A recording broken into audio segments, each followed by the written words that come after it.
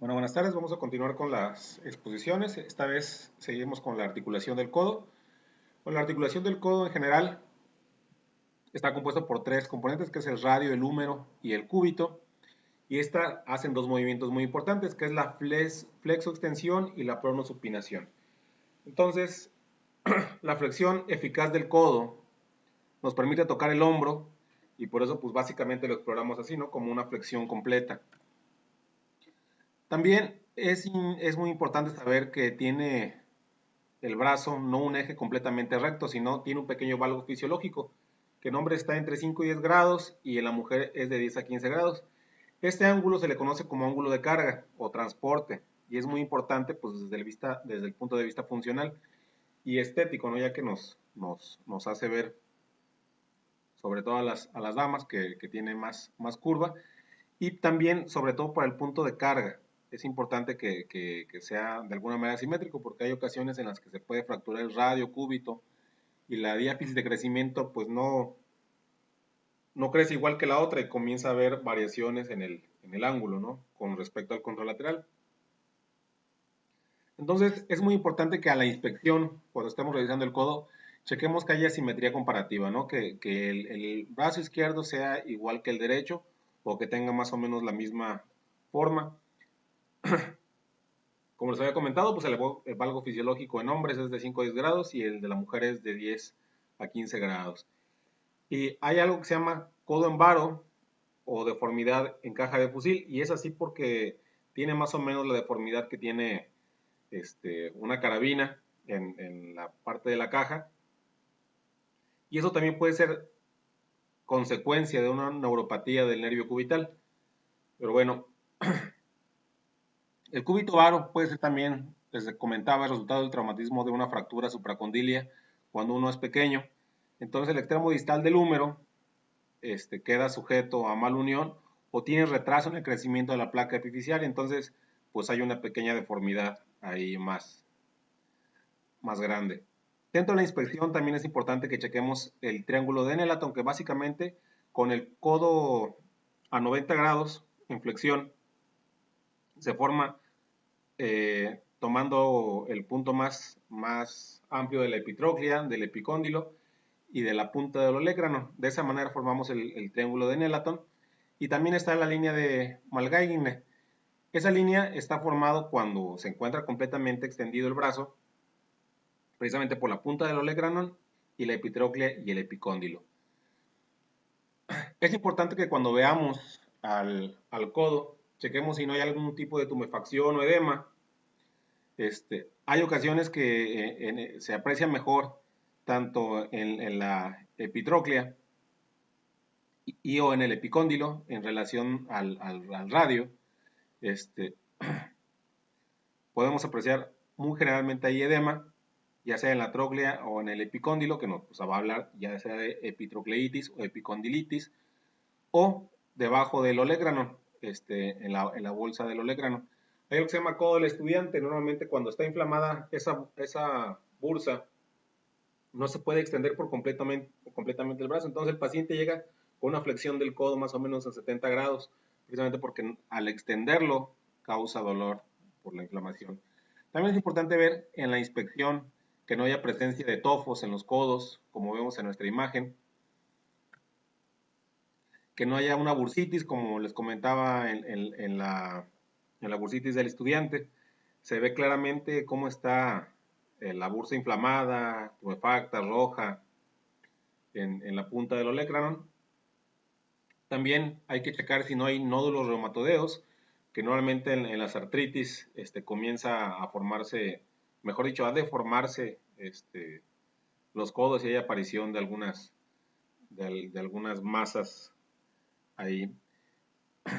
Es importante saber también que los arcos de movimiento, el codo tiene una flexión de 145 hasta 150 grados para flexión y en la extensión pues es de básicamente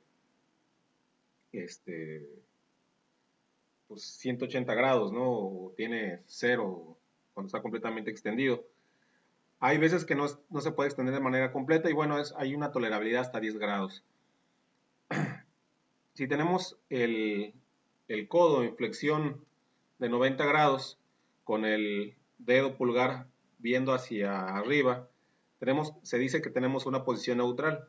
Si hacemos un movimiento de supinación y o pronación, los ángulos normales van de 75 hasta 90 grados de pronación y supinación. Eso es lo normal. Primero tenemos que explorar lo normal. Ya que comenzamos a palpar el codo,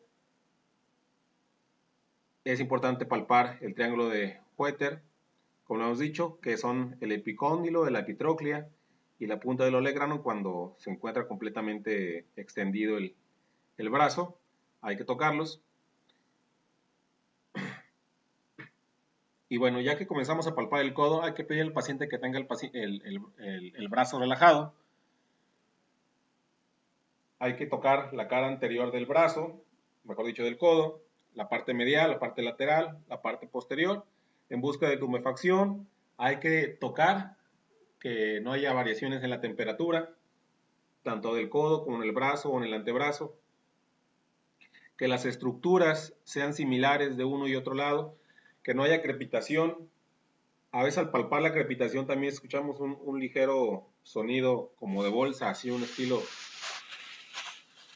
como ese sonido, y es compatible con crepitación, que normalmente es aire atrapado debajo de la grasa o de la piel. Y es importante comparar el lado enfermo con el lado sano, ¿no? Bueno, al palpar la epitróclea, sabemos que está localizada del lado medial del extremo distal del húmero. Es grande, está debajo de la piel y ahora sí que sus bordes óseos salen muy perceptiblemente ya que está muy debajo de la piel y no hay relación con algún otro tejido circundante. Hablando de la línea supraepitroclear, esta línea es importante tocarla, ya que a partir de la epitroclea tenemos que irnos por la parte superior. Es una pequeña saliente ósea, está normalmente cubierta por el origen de los flexores de la muñeca y a veces no es muy bien perceptible, pero es importante buscar una saliente ósea porque en esa zona puede haberse atrapado el nervio mediano y puede producirse síntomas de comprensión del mismo nervio. Para que lo sientan de manera más común, ¿quién no nos ha o quién no nos hemos golpeado en el codo? Y decir, ay, se me entumió hasta la mano, ¿no? Porque nos pegamos precisamente en el nervio mediano.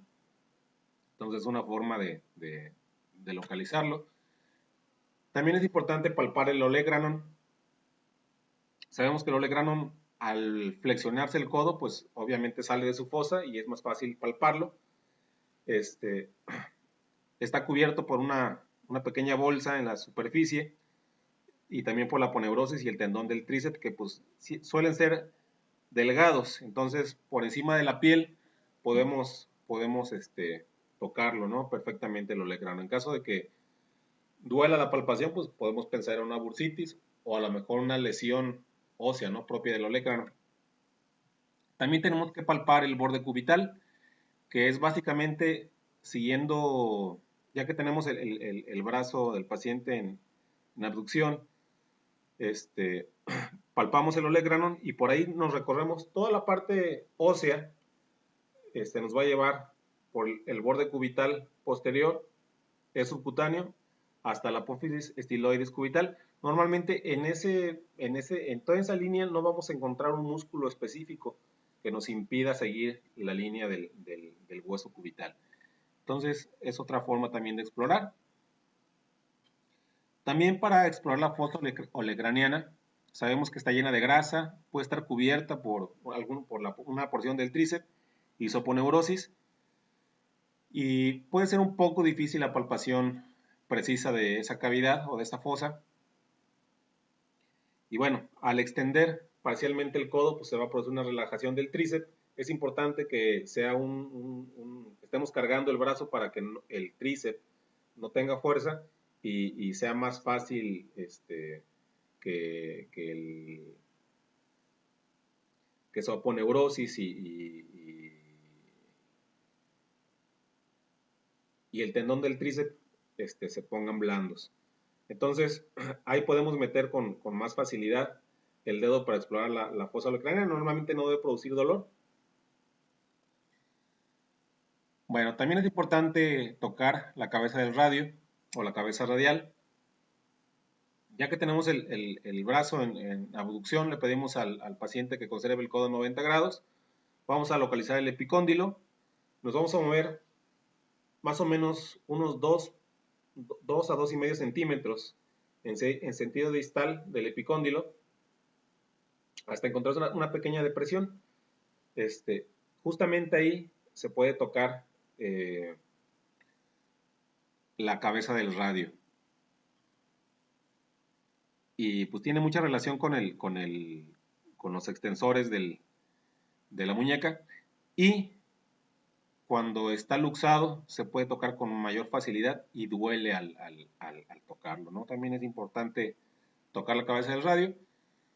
Y bueno, si tenemos dolor en la cabeza del radio, podemos tener alrededor alguna sinovitis o una osteoartritis. Y si la encontramos fuera de su posición, pues probablemente está luxado y es más fácil palparlo, ¿no? Porque no es tan sencillo tocar y diferenciar la cabeza del radio.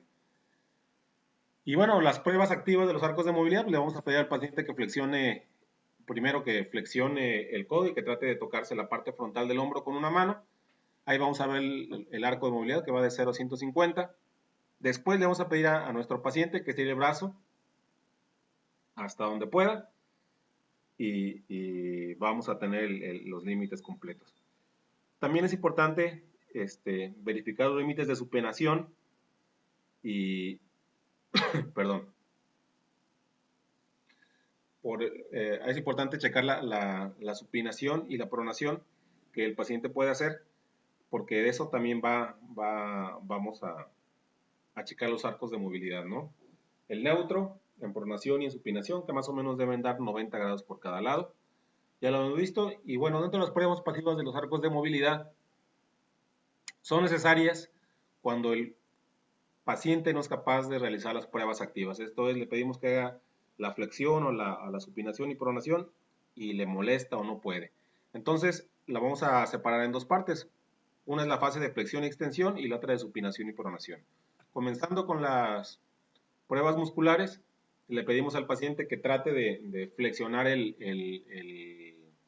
brazo tocándose la parte anterior del hombro y nosotros vamos a sostener el brazo de tal manera que vamos a impedir esa maniobra y puede haber o no presencia de dolor. Luego pedimos lo contrario, que empuje el brazo hacia adelante y nosotros vamos a impedir que haga ese movimiento, ¿no? Después, de la misma manera, vamos a pedirle al paciente que haga una supinación y nosotros vamos a ir en contra de ese movimiento, vamos a pronar como impidiendo el movimiento de supinación para ver si hay una molestia y luego les vamos a pedir lo contrario, ¿no? Que haga movimiento de pronación y nosotros vamos a obligar que haga el movimiento de supinación para ir en contra de ello, ¿no? Para ver si tenemos problemas musculares ya sea en el bíceps, en el tríceps, en las primeras dos y luego en los pronadores o en los supinadores, músculos pronadores o supinadores. Y bueno, básicamente a eso se limitan las pruebas musculares hablando específicamente del codo. También tenemos pruebas de reflejos. Hay 3 reflejos básicos que nos sirven para valorar la integridad de la inervación del codo, que son el reflejo bicipital que vemos en la primera imagen. Tomamos el tendón del bíceps, le ponemos el dedo y con el martillo de reflejos le damos un pequeño golpeteo y tiene que haber una pequeña contracción del bíceps. Luego tenemos el reflejo del supinador largo, que básicamente es pegar antes de donde termina el hueso radial, en la parte más distal, donde está el tendón del supinador, y al dar un pequeño golpe ahí, tiene que haber un movimiento de la muñeca hacia, como si quisiera hacer el movimiento de supinación. Y el reflejo tricipital que se hace justamente por encima del olecranon, entre la fosa del olecranon, ahí se da un pequeño golpe con el martillo y tiene que haber un un reflejo como si el paciente quisiera estirar el brazo, ¿no? Y bueno, vamos a ver un pequeño video sobre la exploración de codo para que les quede un poco más grabado.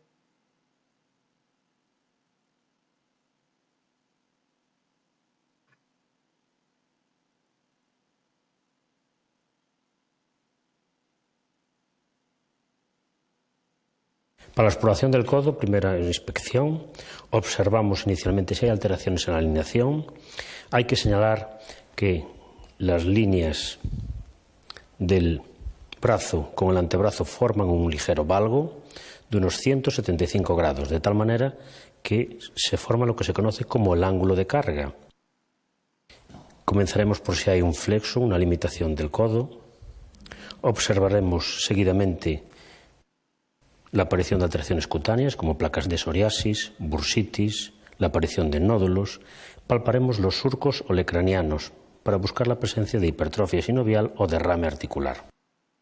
Posteriormente, palparemos el epicóndilo, que será doloroso en caso de epicondilitis, y esta maniobra tendrá que ser complementada con una maniobra contra resistencia, en el que indicaremos al paciente que realice una dorsiflexión contra nuestra resistencia. La aparición o exacerbación de dolor es indicativo de lo mismo. Y finalizaremos con la exploración de la epitróclea, que será doloroso en caso de epitrocleitis y que también se puede exacerbar realizando un movimiento contra resistencia. En este caso, indicaremos al paciente que flexione la mano en contra de nuestra resistencia.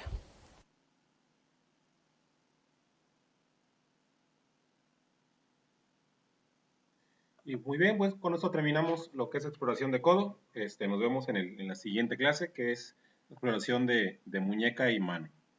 Buenas tardes.